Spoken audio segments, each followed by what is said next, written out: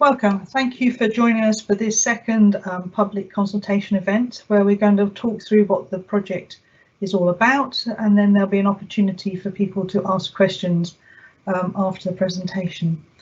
Just to make you all aware that this presentation will be recorded and that will be available on the website probably by the end of the week, and also that you'll have an opportunity to submit questions.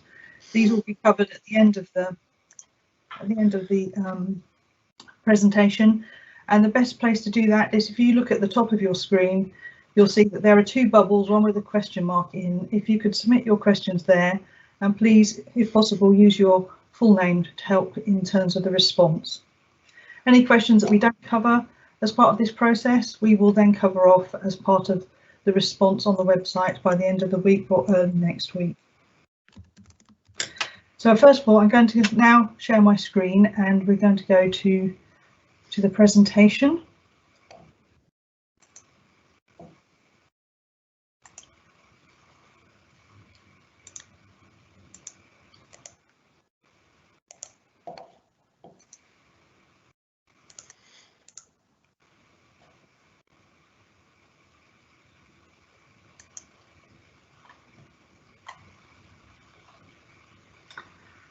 Okay, so this first slide is just the introduction. It shows the setting of the scheme within the context of Ipswich. And then first of all, to introduce the scheme. So the A12 is part of the major road network. This is a handful of roads within Suffolk that are significant in terms of the importance to access, and they also tend to link with the strategic road network, which is basically A14. So it's an important road to Suffolk, and also it's important for not only local communities but for the economy, supporting growth and also access to the energy coast. So what our work has done is shown that the existing issues on the A12 are shown to get worse as a result of growth that is planned, as shown within the local plan. And therefore we've identified this particular length of the A12 to identify improvements. So the levels of traffic, which we'll get to an example in a minute, are highest in the section that we're looking to do the work scheme in. And after the Woods Lane section, those flows drop off quite significantly. The issues are shown to be more acute in this area, and some modelling that was done in response to joint local plans in this area showed that those issues were going to get worse. And therefore this makes sense that we focus our attention here to provide improvements to obtain the best benefits. So in terms of the question of why now, so the size of this type of scheme and the associated cost has had limited opportunities to obtain funding from government. And in 2019, the government identified a major road network of which the A12, this section, was part. And that opened up the opportunity for significant funding for schemes that could be delivered between 2020 and 2025. We submitted a bid to get funding to enable us to develop the scheme, and that in turn would make the case for funding for delivery. And this is the stage that we're at the moment.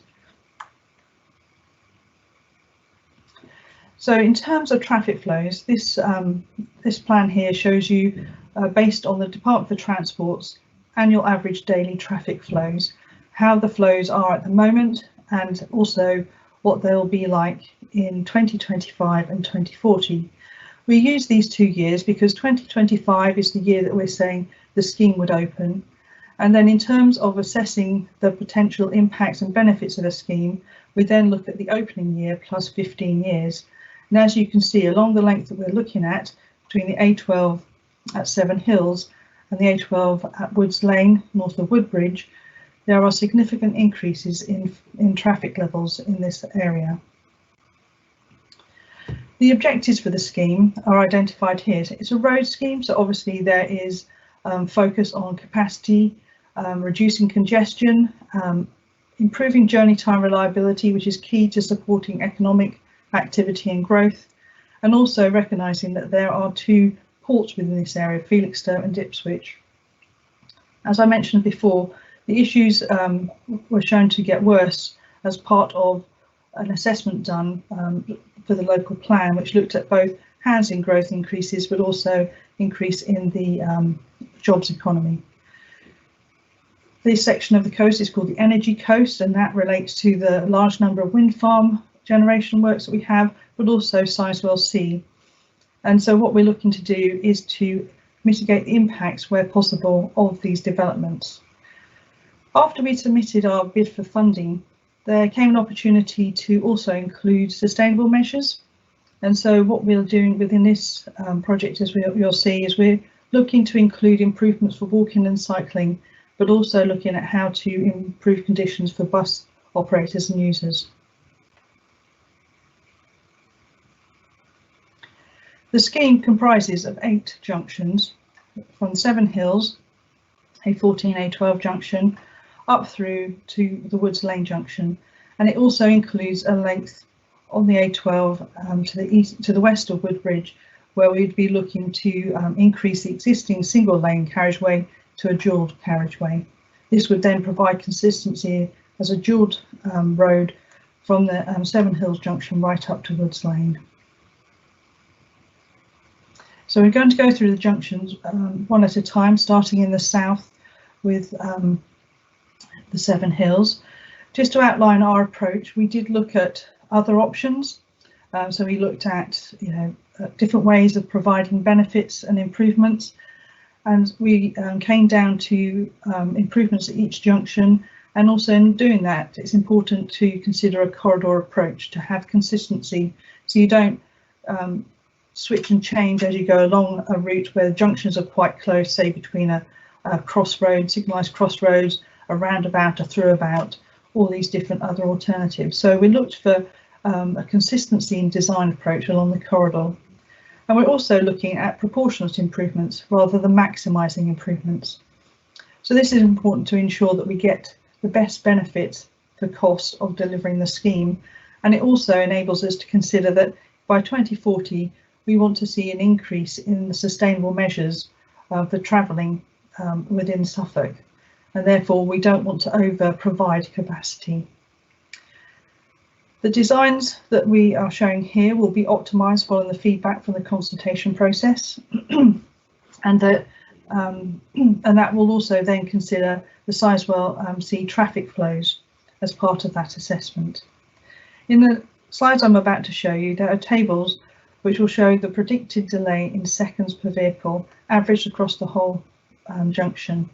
Now, you may have already seen in the press that there is all bar one of the junctions has traffic lights as part of the proposal.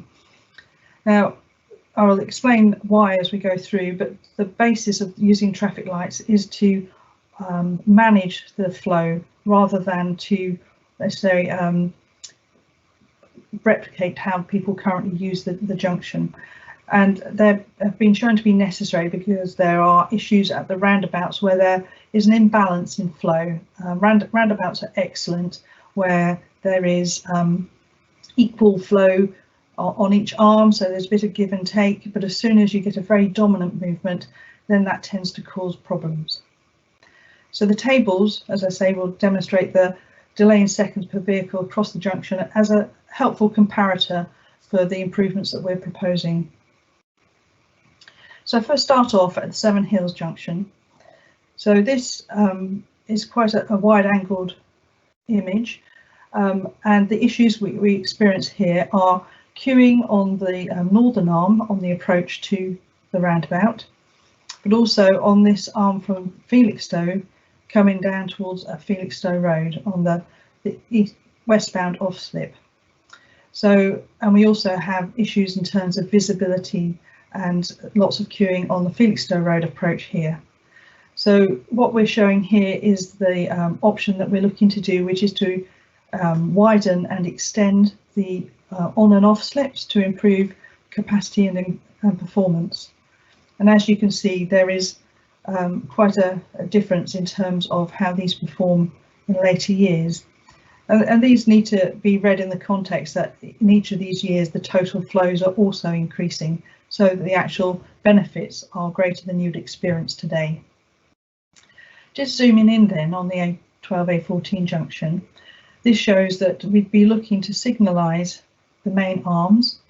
There's already a free flow from the eastbound off slip here that goes from Orwell Bridge side up north on the A12, and then we'd be looking to increase capacity in terms of queuing within the roundabout itself, and this here in particular combines with widening of the on slips to enable more traffic to get away from the junction. This option also looks at the westbound off slip from Felixstowe having a free flow lane in a similar way as we've got in the northwest corner here going north, and that again will help with the capacity of the junction and the improvements we've identified. The second junction we looked at is junction B, and this is the Vauxhall Road A12 junction. There is minor changes proposed here. So again, the issues that we've got at this junction are very dominant, particularly in the PM peak, from the north arm turning right down to Vauxhall Road. And this flow is so dominant that actually you get very extensive queues on the A12 southern arm. So what we're looking to do is partially signalise this roundabout to enable a break in those flows, which will then enable the A12 flows from the south and the other arms to actually use the junction. We've looked at realigning the approaches to help increase the capacity on the approach to the junction, and also looking at potential safety improvements here. The next junction is Barrack Square, or BT roundabout as we tend to refer to it. So this is BT Adastral Park here, and Martlesham Heath is here on the left. And we've got two options for this junction. The issues that we have here are again around imbalance of flows, particularly, well, in the morning it's because there is a dominant flow from the south turning right going into the business park and Adastral Park, and that is so dominant that there is significant queuing on the northern approach arm here. The other issue we have is that in the PM peak it is very difficult for traffic from the retail park and BT Adastral Park to get out onto the junction, and it tends to queue out and cause delays. So this option is looking at how you would separate out the Gloucester Road junction from the Barrack Square junction approach, and you do that by expanding the roundabout, and this again is signalised, and the expansion of the roundabout means that you get the optimum amount of queuing capacity within the junction itself, which then, because of the size of the junction, helps the flows and minimises the delays. Now you can see that in PM peak that it's showing that there isn't a significant benefit. However, there is more of a benefit potentially for the access from the east, but also this is the proportionate approach that I mentioned at the beginning, where we're looking not to over-engineer the junction. The second option looks at a solution that does not require the additional land. Now this is important because obviously that purchase of land is going to be expensive, and so we needed to look at an alternative. And as you can see, the benefits here are not as great as for the larger scheme. And what this one does is looks at signalising the roundabout and improving the approach from the northern arm with an additional lane, and then also signalising the Gloucester Road Barrack Square junction. The next junction is the Anson Road or Tesco's junction. We're looking at the combined A12 junction with the junction that provides access to Tesco's, Wickes and the Costa area here, but also to the Martlesham Heath Retail Park, which is Marks and Spencer's and Next, for example. And there is usually off-peak, but there's usually quite significant delays and congestion at this roundabout. And also there is very poor connectivity for pedestrians and cyclists. So what we're looking to do here is, again, as you would have heard me say before, we're looking at signalising this junction to optimise the flows, and then coordinating those signals with the signalised junction at the Tesco and Marks and Spencer's Martlesham Heath approach junction here, and then to be able to tie those together, but also provide those pedestrian cycle facilities. This is the Park and Ride roundabout. The Park and Ride is up here. We've got Portal Avenue on the southern section here, which provides access to the Suffolk Police Headquarters, and also to as a development site coming forward here as well. So what we're looking to do here, which is not as massive as it looks, because obviously we've overlaid the whole junction, but we're changing how the lanes work within the roundabout, which requires a modification. And we're also looking to improve the capacity on approach by widening the arms on approach to the roundabout. It's a very complex roundabout. 5-arm roundabouts are very difficult to manage. And then we would be signalising the access from Portal Avenue, where there are already signals here for the main road in response to the Park and Ride access and exit. So that junction would then coordinate with the main A12 junction. So again, there are significant benefits. We did look at other options here, like grade separated, so the A12 continuing over, and we also looked, which had a massive cost that couldn't really be justified, and that wasn't costed out. It's more of a in principle assessment. But also we looked at something called a throughabout, where the A12 access would have just continued through, and the local roads would moved around it using signals. That showed there was more benefit for the A12 than there was for the minor sidearm roads. So what we've opted for here is an optimisation of something that's quite close to the existing situation. Now if we move across the A12 towards Woodbridge, this is the access. The B1438 is a southern access to Woodbridge, and you go north on the A12. In that top left-hand corner there is the Seckford Golf Club and Hotel, and the issues here is queuing basically on this western arm, and that's particularly bad both at peak times but also during the summer, when we have very popular for tourism in this area, and that does tend to queue back then. So it's a relatively minor change that we're looking at here, which is to provide a segregated free flow lane from the A12 west going north, and then traffic from B1438 will then continue up, and this then links to the dual section, so there's no need to merge, and there's no need to therefore cause that delay and queue back at this junction. The red and the yellow I will come to later. They relate to the sustainable measures. But as you can see, relatively minor changes, but with significant benefits. This is the section that's currently single carriageway, so basically at the Seckford Hall, Seckford Golf Club entrance, going up to just before the Brunsborough Dobbies Road, Dobbies and Garden Centre junction. So what we're looking at here is to continue the dualling from the southern section up to the roundabout, and what we're also proposing is a 50-mile-an-hour speed limit. And the main reason for that is that by going to 70 miles an hour, effectively need up to about 30 metres further width here to accommodate the design standards. What we're also looking to do is to relocate the lay-by on the northbound carriageway, but to remove the one on the southbound. And what we're doing there is then providing a new shared use facility for walking and cycling from Brunsborough Road down to Seckford Hall Road.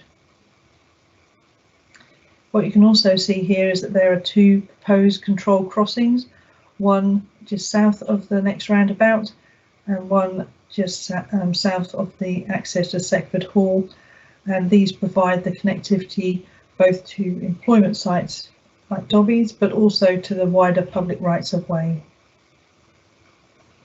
This is an indicative cross section looking north. So we've got 7.3 metre carriageway, and this is sufficient for two cars for a dual carriageway, and then we've got a 5 metre cycle and footway. We're not planning to put an upstand in the middle, that's just to indicate the different uses here. So this is the typical cross section that we're looking to deliver. If we move up now to the next junction, which is at Grunsborough Road, again the issues here are around an imbalance of flows, particularly within the morning peak, where there is a very strong from south to east, so again a right turn around the roundabout flow, and when that tends to be relieved, then there's a flow from Grunsborough Road going straight over, and the access here is very important because it accesses some schools, but also access into the town centre for employment. And what that does is cause significant delay on this northern arm. So what we look to do here is to partially signalise. So that's signalising that the two A12 elements, and then providing the space by extending the roundabout for some queuing on the roundabout to enable that to happen. And yet the Grunsborough Road on both ends would be give way. Where you see traffic lights on Grunsborough Road on the eastern section, that actually depicts a toucan crossing or a controlled crossing. So this is about linking the shared use cycleway from the north to the new facility going south. Woods Lane, we've included this because this is something that there is a known issue, and we've looked at options to try and improve it. And again, this is around, and you would have seen from the levels of traffic, that's the A12 just north of this junction, that it drops off significantly. And so the issue here is there is a very strong right turn movement, and that causes significant tailbacks and delay on that northern arm. So what we're looking to do here is partially signalise to enable just a break in those flows, but keep the Woods Lane access as a giveaway so that they can just take the gaps as they are provided. This is one that I have to confess we're still looking at, but it does address a problem that we know exists that is shown to get worse with planned growth, but at the moment it's not showing significant benefits.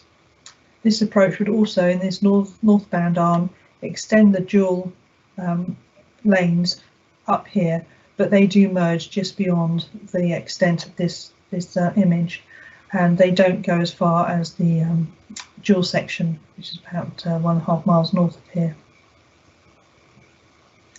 So next, if I come to the sustainable measures. So in terms of walking and cycling, this is in the Martlesham Heath area. So you've got the Brightwell Lakes development shown here, and you've got the so junction C is the junction at the BT cadastral location. And what we're looking to do is the green sections show minor improvements to the underpass that we would do as part of doing the work on the carriageway above. The Anson Road Beermore Park junction that I mentioned before, improving pedestrian and cycling provision to cross there. And then another option we're considering is replacing the deck and the bridge for the existing crossing so that it is wider and meets more modern standards, because it's not, a lot of people have issues crossing this bridge. So we'd look to potentially widen that. And then recognising that there, potential demand not only for Brightwell Lakes, but for accessing wider rights of way for leisure. Looking at the opportunity for an additional crossing of the A12, which could be either a bridge or an underpass. And so we're looking at one here that would link into Eagle Way, and one to the south that would then run along the southern limit of Martlesham Heath. These also have the benefit that the new junction for the Brightwell Lakes access could then be vehicle-based only, rather than pedestrian cyclists having to cross the A12.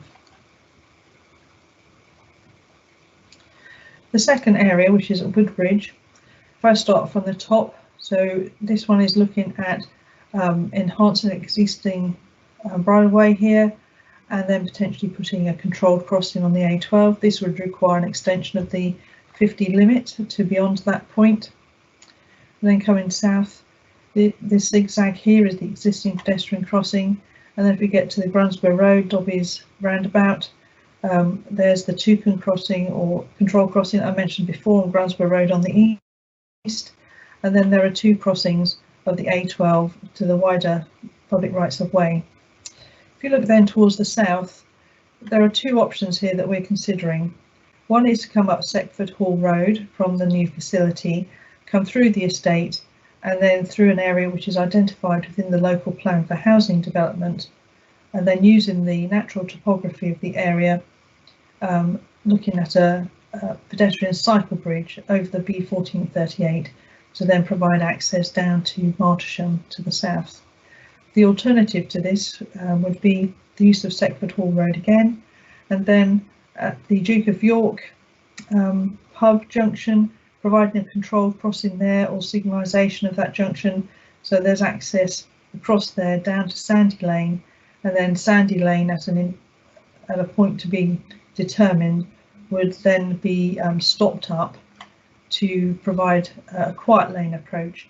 So access will still be available from both sides at that point, but it becomes not a through route, which makes it more attractive for walking and for cycling. In terms of public transport measures, there are we looked at a couple of approaches. One is to improve bus movements through the junctions by some sort of bus priority, but we also, following discussions with bus operators, looked at providing some more direct bus priority. So, for example, here looking at the potential to use Portal Avenue and then come round to the east side of that and link up with Eagle Way.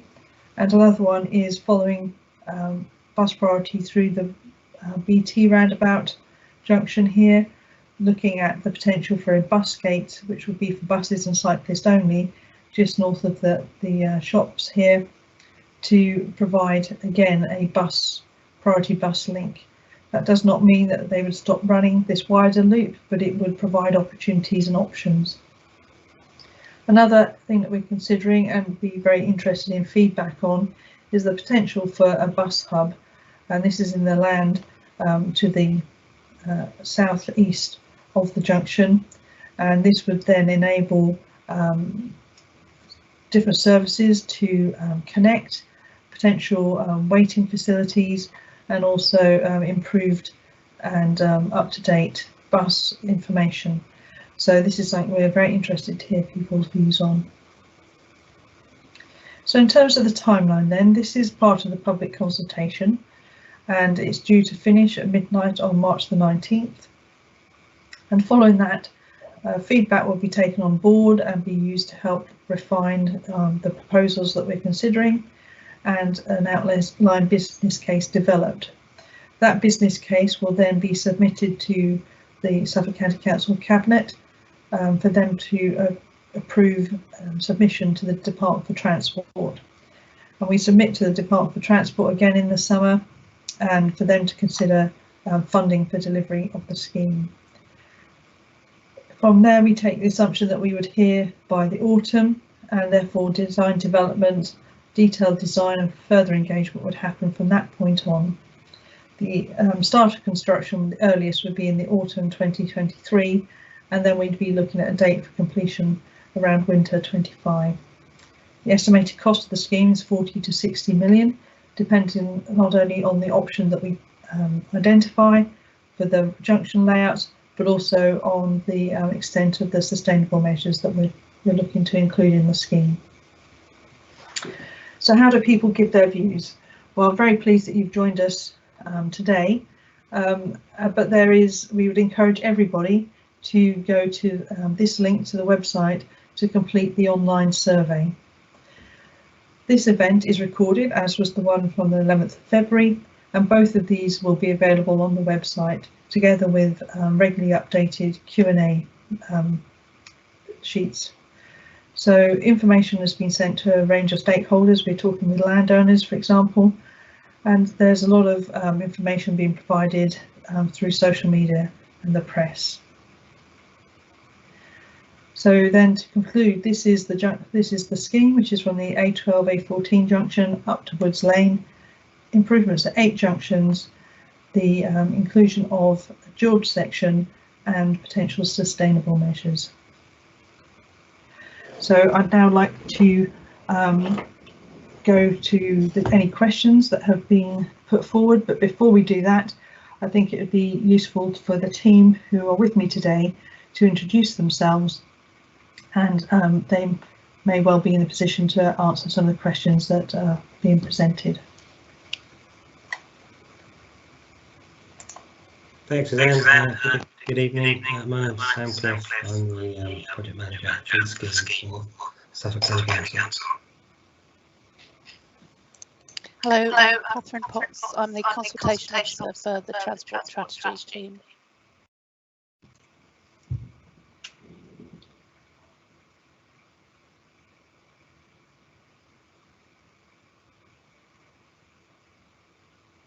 Hello, my name is Dan Johnson, and I'm a senior transport planner at Suffolk County Council.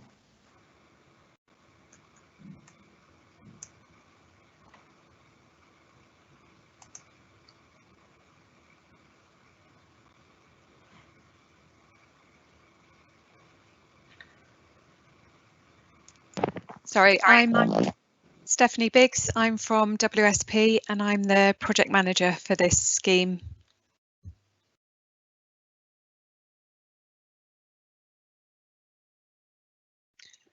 Hi there, I'm Daniel Yardley. I'm the environmental specialist on the scheme from WSP.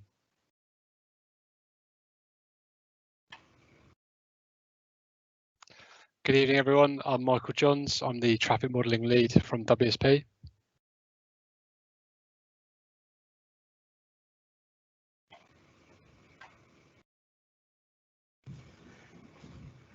Okay, thank you. So now we will go to the questions that have been raised. The first one is the online survey is incredibly long and arduous. Is there a briefer way of providing feedback on specific aspects? Catherine, could you respond to this one, please? Thanks, Suzanne. Yes, it is fairly long. It's a long and complex scheme. However, what I would say is none of the questions in there are compulsory, so feel free to just answer the questions that you have views on, and that will be fine, and that will still be counted towards the report at the end of this. Thank you. Okay, this is from the Martlesham Conservation Group. Why does your walking cycling improvement proposals include a route that will damage a site of special scientific interest? Lowland heath is the rarest habitat in Europe. Surely this should not even have been considered. So who would be best placed? So I think I'll go on this one actually. So we were looking at opportunities, aware of sensitivities for providing an additional access into Marsham Heath itself on Eagle Way, and the next opportunity is to the south there.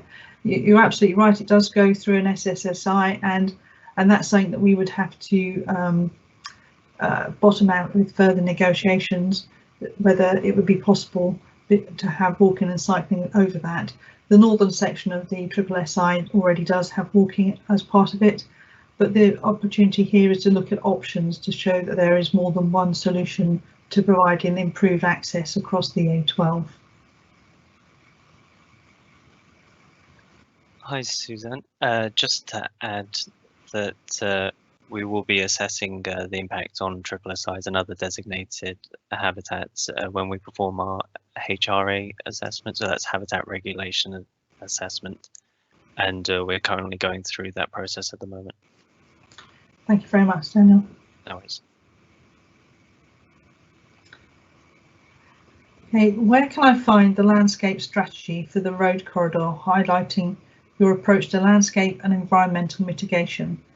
There is no mention of this under the sustainability heading for a landscape architect. So this is an early stage at the moment. That would come at the point where we've got a defined scheme with actual options, and we're looking at what we're going to deliver. And as I showed in the timetable, if we get funding to take this forward, there will then be that level of work undertaken.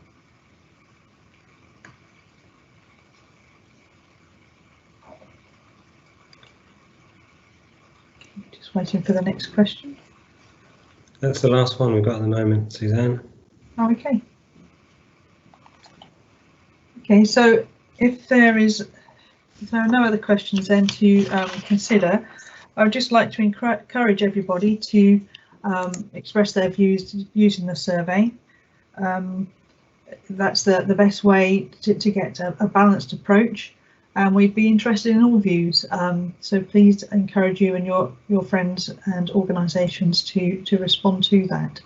As I said earlier, this recording and actually all of the consultation information is available at the same link that we've got at the top there, and I encourage anybody who's interested to go and have a look. So thank you again for attending. Very pleased to be able to present the scheme, and we look forward to receiving your views. Thank you.